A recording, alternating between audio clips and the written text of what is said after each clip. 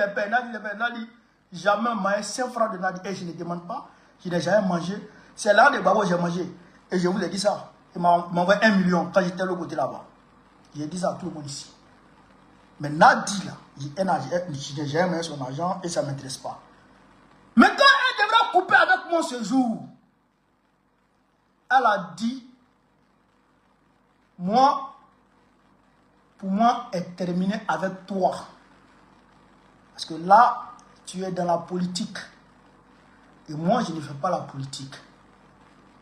Donc, si tu as des choses à faire remonter en haut là-bas, elle m'a donné un canal. Elle m'a indiqué un canal. J'avais déjà le canal, mais elle m'a indiqué le même canal. Et elle est quittée là. Et depuis ce jour, on ne s'est plus parlé. Donc moi, personnellement, quand les gens attaquent cette femme, ça me blesse. Parce que elle a créé un lien entre elle et moi. Un lien très fort. Elle m'a donné de l'amour. Tout le monde a vu comment elle se comportait envers Ziggy. Vous avez tous vu comment elle se comportait avec Ziggy. C'est comme ça elle est. Elle a un grand cœur. Et c'est comme ça elle se comportait avec Bleu Goudé. Demba Traoré l'a dit hier. Elle et puis Bleu Goudé s'appelait partenaire. C'est comme ça elle aimait Bleu Goudé. Et c'est comme ça elle aimait la galaxie patriotique. C'est comme ça elle parlait beaucoup d'associations qui sont créées sous Babo. Les associations qui se créaient, qui étaient dans la galaxie patriotique, elle parrainait beaucoup. Donc, il faut arrêter d'attaquer Nadi, sinon vous mourrez sur votre chemin. Et ceux qui viennent en inbox me parlent de Nadi, je vais vous bloquer désormais. Vous et moi, là, notre amitié, notre camaraderie va s'arrêter. Parce que Nadi est comme une mère pour moi. Je dirais, elle est comme ma mère. Je vous le dis. Au même titre que Célestine Kipré. Quand vous attaquez Célestine Kipré, vous m'attaquez. Et les autres mamans. Quand vous les attaquez, vous m'attaquez. Parce que quand tu es dans les problèmes, là, les gens qui te viennent en aide, les gens qui te donnent de l'amour, sont eux tes vrais amis, sont eux tes vrais alliés. Donc ça là, je voudrais maintenant à dire ça déjà. Il faut arrêter de détester la femme parce que Babo l'a choisi. Il faut arrêter de détester la femme parce qu'elle est née Djoula. Il faut arrêter ça. Et j'en sais quelque chose dans cette affaire de Djoula. Au sein du PPACI. J'en sais quelque chose. Donc, il faut qu'on se respecte. Ça, il était là le dit déjà. Donc, quand il y a fait cette précision chez Gabon de l'Afrique, on va maintenant passer au vrai sujet de l'ordre du jour.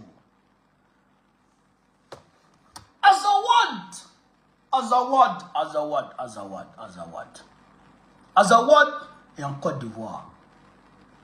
Les terroristes là, qui sont au Mali, là, qui veulent la partition du Mali, qui veulent, c'est que la grande partie du Mali, la zone septentrionale du Mali, eh bien, on disait qu'ils étaient en Côte d'Ivoire, on disait qu'ils étaient à Abidjan. Mais, chers camarades d'Afrique, on n'avait pas encore de témoignage de eux-mêmes leur part. Eux-mêmes, ils n'avaient pas encore témoigné. Mais là, eux-mêmes, ils viennent de témoigner. Mais déjà, attends, voici, déjà, on va écouter ici le capitaine Ibrahim Traoré. On va écouter ici le capitaine Ibrahim Traoré. Chers camarades d'Afrique, on est parti avec notre capitaine, le capitaine Ibrahim Traoré. On écoute ici le capitaine Ibrahim Traoré. Nous avons, dans une interview, parlé du régime ivoirien. Certains Burkinabés sont montés sur leurs chevaux et critiqués. Je le dis, j'insiste et je persiste. Nous n'avons rien contre le peuple ivoirien, mais nous avons quelque chose avec ceux qui dirigent la Côte d'Ivoire.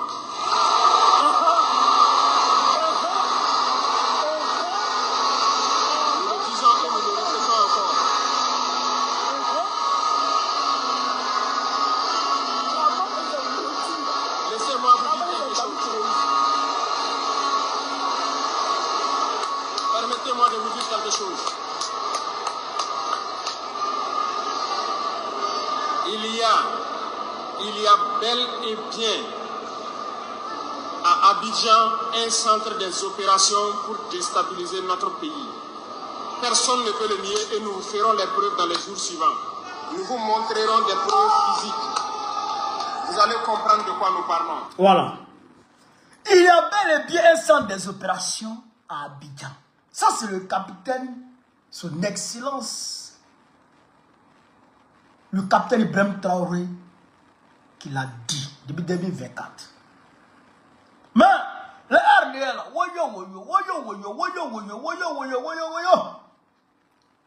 maintenant, eux-mêmes, les Azawadiens, les terroristes, écoutez, hein, écoutez très bien ici ce qu'ils vont dire. Au nom de Dieu, si Yoroka sait que c'est pas moi, Yoromaï. Non, Yoromaï. Tout est problème. Yoromaï.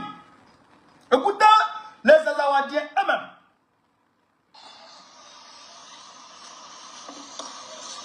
Daesh Bureau One Côte d'Ivoire. Daesh Bureau One Côte d'Ivoire. Daesh Bureau One Côte d'Ivoire. Le voici ici. Daesh Bureau One Côte d'Ivoire. Daesh Bureau en Côte d'Ivoire. Bon, voici le drapeau de l'Azawad derrière là-bas. Voici le drapeau de l'Azawad derrière. Daesh Bureau en Côte d'Ivoire. Ok. C'est un mec qui parle. C'est un mec qui parle. Frère. خلال كوت ديفوار نتاعك شديد غادي يبدا بيرو نيت غرب نيت مطكل إلى ميز ان بلاس Voilà. حسن التيت رياض تسهل نسدات انفوس رس azawad. Azawad. السلام عليكم ورحمة الله.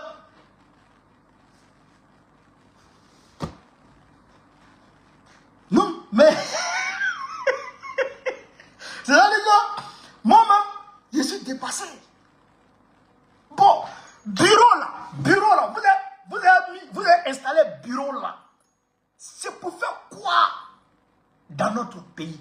Bon, c'est vrai, vous pouvez venir, hop, vous pavanez, drapez vous accueillir, vous donnez des maisons ici et là, vous pavanez.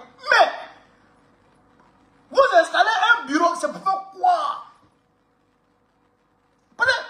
Attention, c'est une branche. C'est une branche d'Azawad qui s'installe. Le front de libération de l'Azawad, c'est un front. Pour eux, c'est un front. C'est une organisation. Mais si, c'est comme, je prends un exemple. Amnesty International. Amnesty International. Si Amnesty International ouvre un bureau dans ton pays, c'est pour travailler dans ton pays. Bon, eux là, il faut qu'ils travaillent dans notre pays déjà. Il faut qu'ils travaillent dans notre pays. Et puis ils sont à la capitale. Ils sont à Abidjan. Il faut quoi là-bas? Il faut qu'ils travaillent là-bas, dans notre pays. Chers camarades, il faut réfléchir. Qu'est-ce qu'ils font?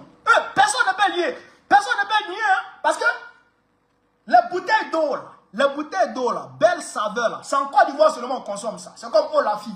Olafi, c'est ici, c'est ici au Burkina Faso. Mais ça, belle saveur là, c'est Côte d'Ivoire seulement. L'eau là, c'est Côte d'Ivoire seulement. C'est en Côte d'Ivoire.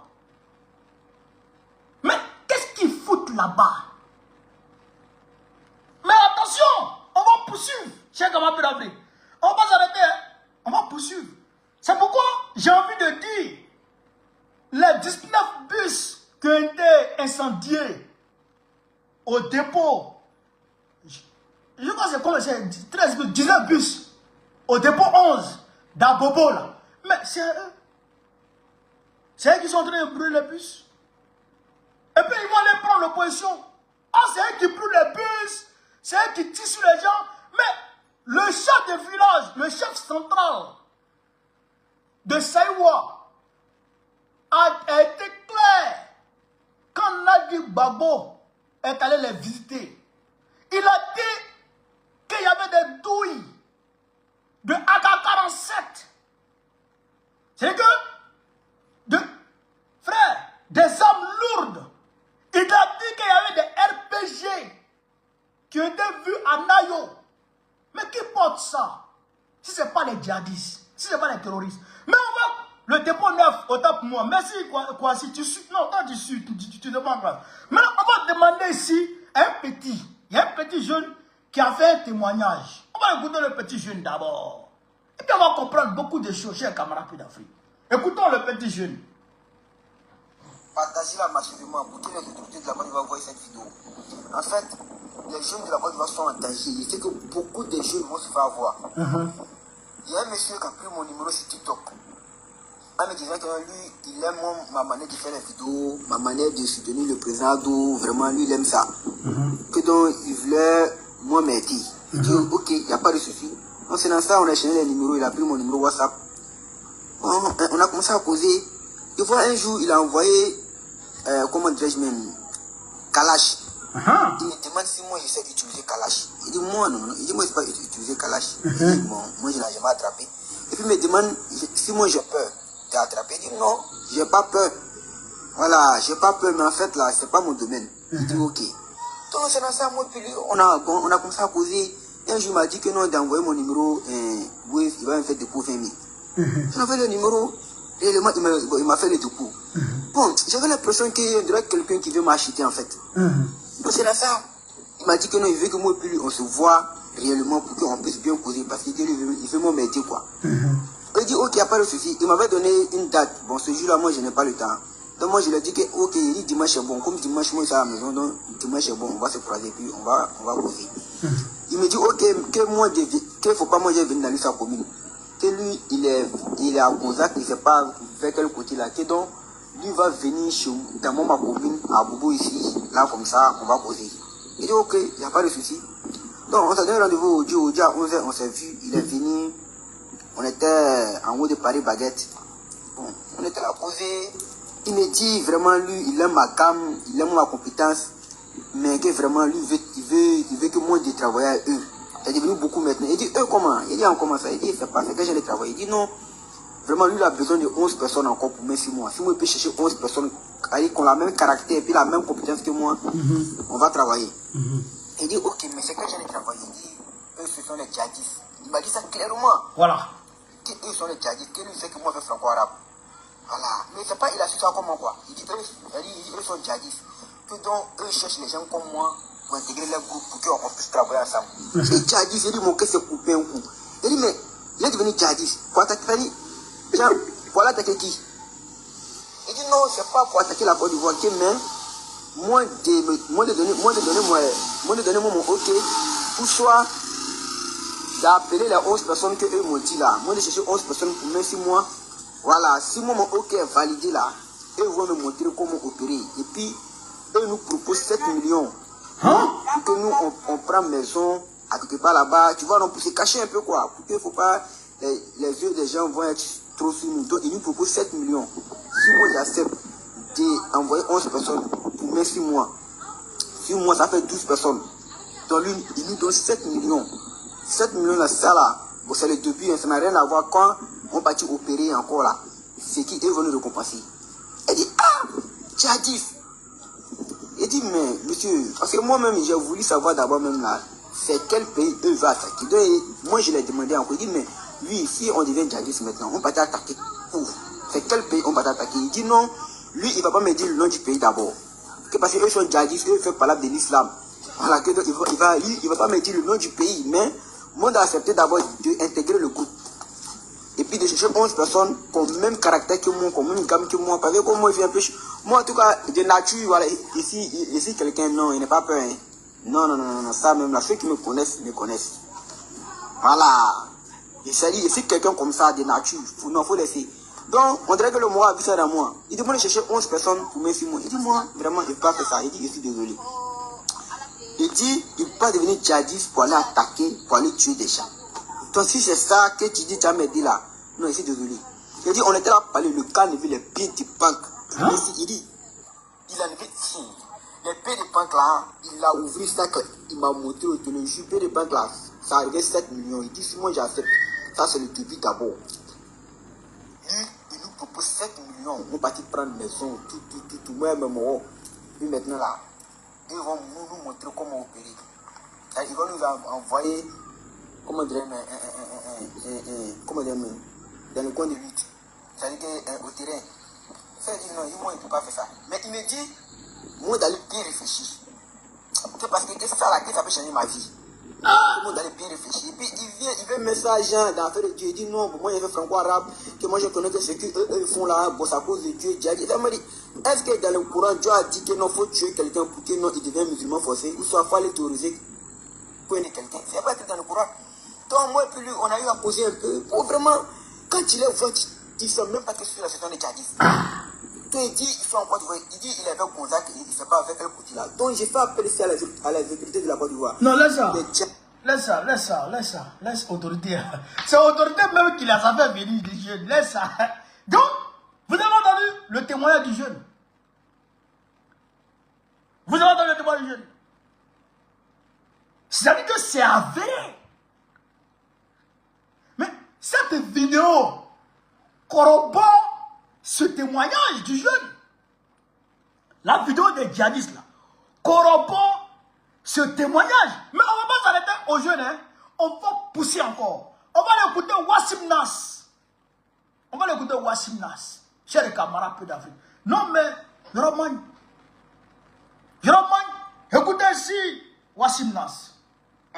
Côte d'Ivoire, Burkina Faso, il s'évite. Donc on sait que les djihadistes recrutent des Ivoiriens dans leur rang, peut-être pour leur rang.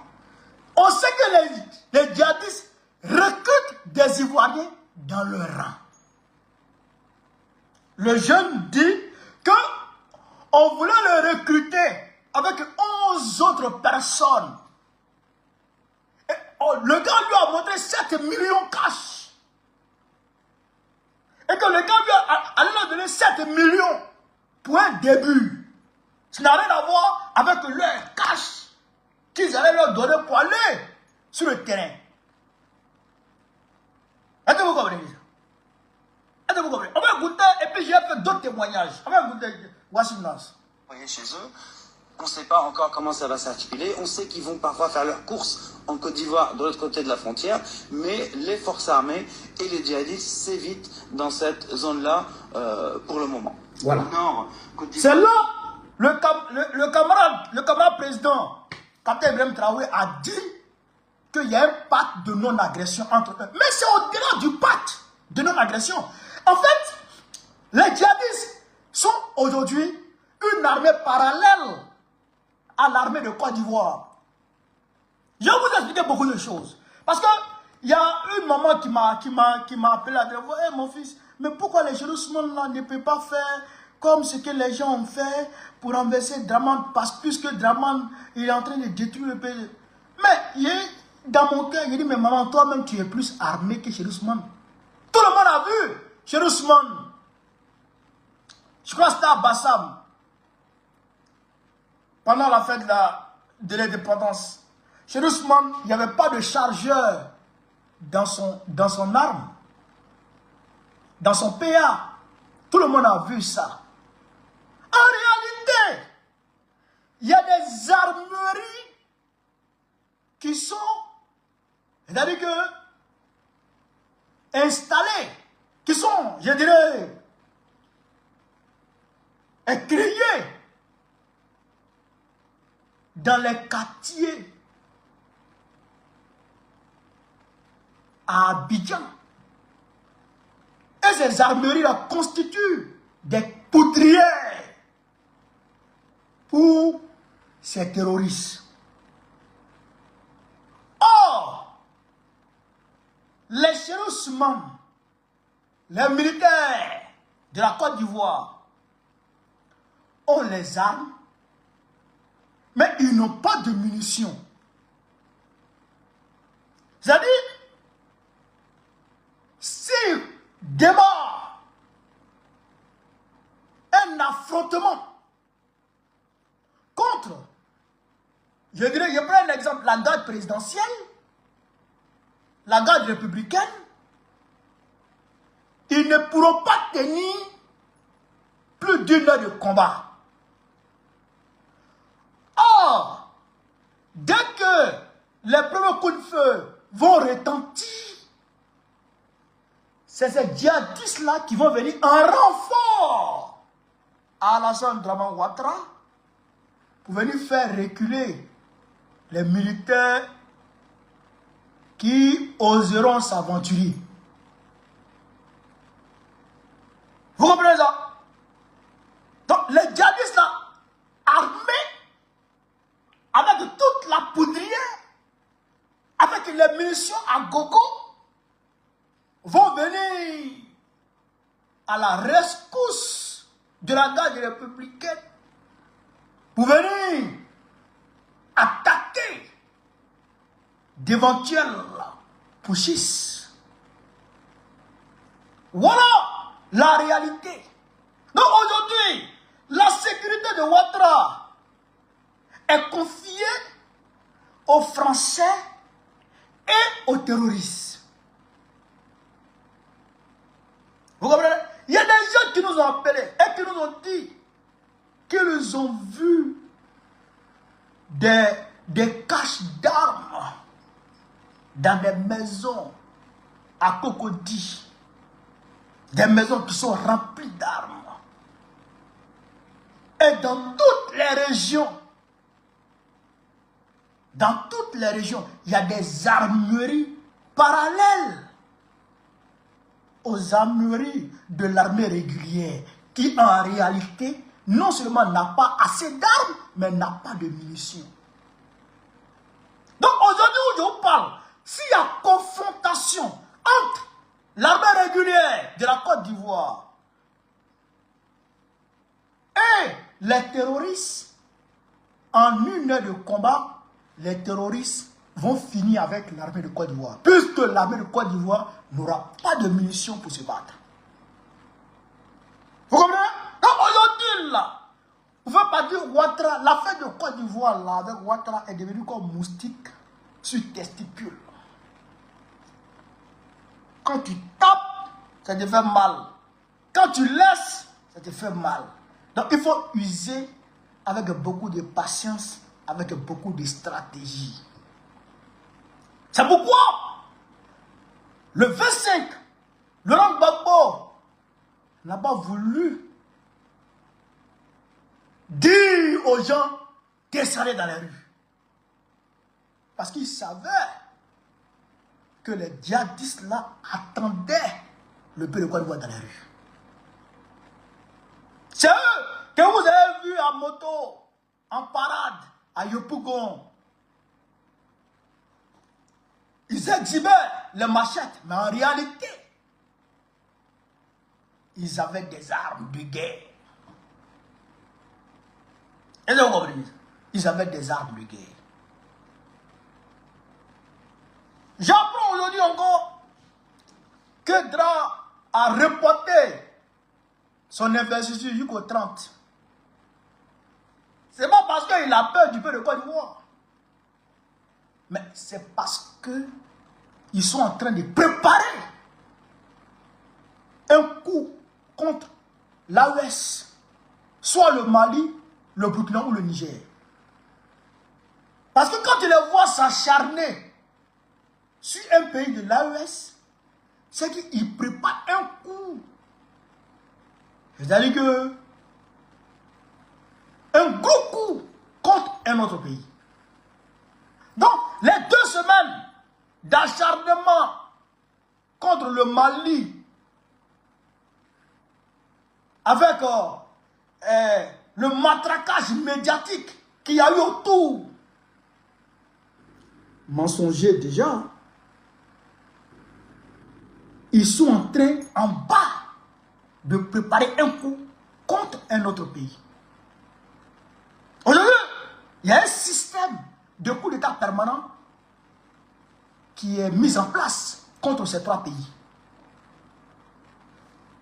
Un coup d'État déjoué appelle un autre coup d'État. Un coup d'État déjoué appelle un autre coup d'État. Ça continue. C'est pourquoi Macron ne veut pas que la guerre en Ukraine cesse. C'est pourquoi Macron veut engager la France dans la guerre contre la Russie. Pour en réalité se donner une légitimité de venir attaquer dans l'AES les Russes qui sont là. Africa Corps. Est-ce que vous comprenez? C'est pourquoi il y a dit ce qui s'est passé en Côte d'Ivoire. La défaite de la bataille du 25 n'est pas une fin en soi. N'est pas, on va dire, une défaite, comment on appelle ça? N'est pas une défaite en réalité du peuple de Côte d'Ivoire. Non. Parce que nous sommes dans un combat global.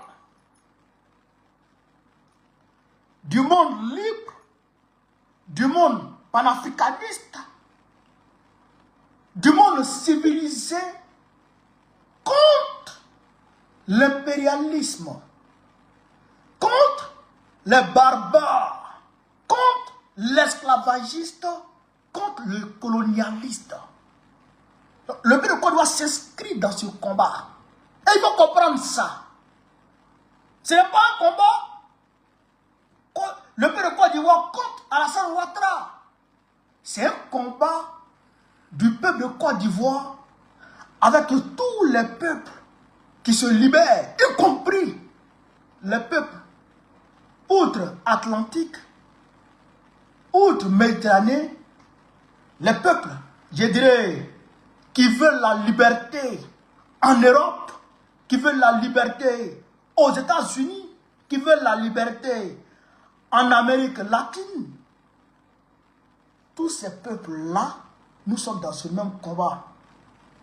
Le Venezuela, la Russie, l'AES, nous sommes dans un même combat. Donc, toute victoire de la Russie contre l'Ukraine doit nous réjouir. Oui, toute victoire de l'AES contre l'impérialisme, contre les terroristes, doit nous réjouir. Vous comprenez ça? Il faut que nous nous battions ensemble avec tout le monde. Et donc, on ne doit pas baisser les bras. On doit jouer notre rôle. On doit jouer notre partition. On doit jouer notre partition pour apporter notre, je dirais, notre pierre à l'édifice. Pour aider à la victoire du monde libre sur le monde esclavagiste et impérialiste. Contre les Macron là. Vous comprenez ça? Donc, il n'est pas question ici de baisser les bras. Nous devons rester debout. Nous devons rester debout et déterminés. Ce combat, il doit continuer d'une manière ou d'une autre. Ce combat doit continuer. On ne doit pas se décourager. Parce que eux là, ils s'en foutent. Hein. Oh, qui a gagné, qui n'a pas gagné, ils s'en tapent. Élection, qui a gagné. Non, eux là, c'est le gars, ils veulent mettre. Mais vous avez vu au Sénégal, à Guinée-Bissau tout à l'heure. Le gars a gagné les élections. Ils ont interrompu le système électoral, le processus électoral. Et ils ont installé le gars. Ils ont enlevé un ballon. Ils ont installé le gars. Oui, parce qu'eux, ils veulent rester là. Ils veulent contrôler tout. Vous comprenez ça? Donc, nous aussi, là, on doit jouer notre rôle. On doit se battre contre eux. C'est une guerre ouverte. On doit se battre contre eux à tous les niveaux. Oui, même si tu peux prendre un petit caillou pour jeter, jette. Tu peux prendre lance-pierre pour faire ceci, fais. Tu peux prendre un cocktail molotov pour faire ceci, fais. Oui, on est en guerre contre l'impérialisme. C'est ça qui est la vérité. Donc, ne vous laissez plus distraire par les oura-oura de Blé Goudé. Lui, c'est pas ce qu'il veut dans sa vie. Il est parti à Lako, il est parti à Djiberoua, ils l'ont lapidé un caillou. Ils ont pris le caillou derrière lui à Djiberoua. Il a fui. Il est parti dans un village et il a fait une petite réunion dans une salle de classe et il dit qu'il est en train de travailler. C'est un plaisantin. C'est un wawaro. C'est un kodougou. Nous, on est concentrés. On veut libérer l'Afrique. C'est ça qui est dans notre tête. On veut libérer l'Afrique. Pour que nos enfants là soient à l'aise. Pour que nos enfants là puissent aussi aller faire vacances dans les autres pays. Pour que nos enfants là ne soient pas obligés de traverser la mer, de mourir dans la mer. On doit travailler à ça. On doit libérer l'Afrique. Rêvons grand. Ne rêvons pas petit comme les Blé Goudé là. Ils regardent leur poche. Ce qui va rentrer dans leur poche, c'est ça ils regardent. Ce qui va rentrer dans leur poche, c'est ça ils regardent. Le reste, ils s'en tapent. Oh, nous là, on vise l'Afrique. Laurent Gbagbo là, c'est ça, c'est l'Afrique qui vise.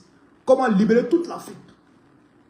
Voilà. Et il ne mourra pas tant que l'Afrique ne sera pas totalement libérée. En commençant par la Côte d'Ivoire.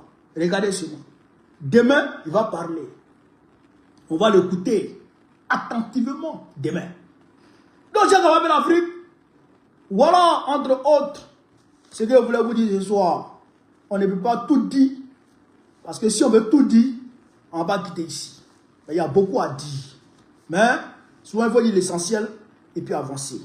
Donc, sur ce, vive l'Afrique libre, vive le panafricanisme, vive tous les présidents panafricains. Gbagbo, président de Côte d'Ivoire, très prochainement. Vive la révolution ivoirienne, vive la révolution ivoirienne, vive la révolution ivoirienne. Inès, merci beaucoup. On est ensemble, les gars. Merci.